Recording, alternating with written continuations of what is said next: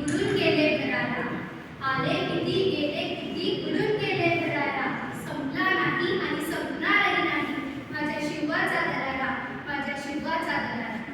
सर्वप्रथम महाराष्ट्राच्या मातीचे मानवंत, स्वराज्य संस्थापक, रयतेचे राजे छत्रपती शिवाजी महाराजांना माझा मानाचा मुजरा, माझा मानाचा मुजरा.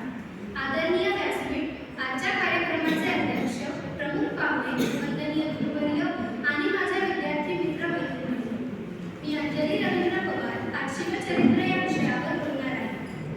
सह्याद्रीच्या कड्या कपाऱ्यांनाही पाझर होते, डोंगर माथ्यांनाही घाम होते, झाडे झुडपेही शहराची आणि आभाळालाही त्यांच्यापुढे नतमस्तक व्हावे लागेल असे रयतेचे राजे, मावळ्यांचे राजे, शेतकऱ्यांचे, वंजनांचे राजे अशी कित्येक विशेषणे लावली तरी कमीच पडतील असे राजे म्हणजे छत्रपती शिवाजी महाराज.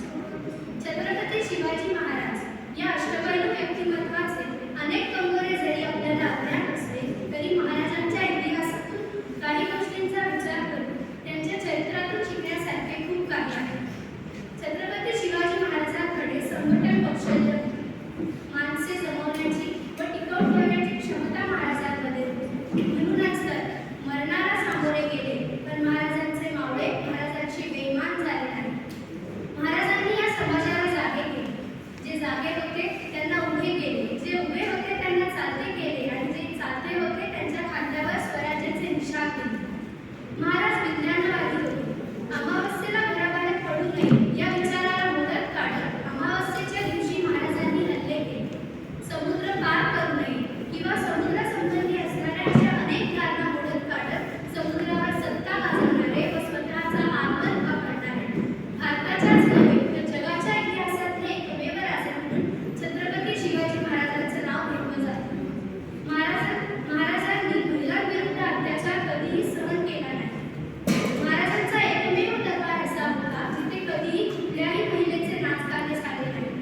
चारित्र्य या एकमेव कसोटीवर आमचे राजे सर्वश्रेष्ठ ठरतात. परस्त्री माते समान हा विचार मनात बाळगून शत्रू पक्षातील स्त्रियांचा सुद्धा सन्मान करावा हीच शिकवण आपले राजे आपल्याला देतात. सिंहाची चाल गरुडाची नजर, सिंहाची चाल गरुडाची नजर, महिलांचा सन्मान शत्रूंचे मर्दन असेच असावे मावळ्यांचे वर्तन हीच आमच्या शिवरायांची शिकवण, हीच आमच्या शिवरायांची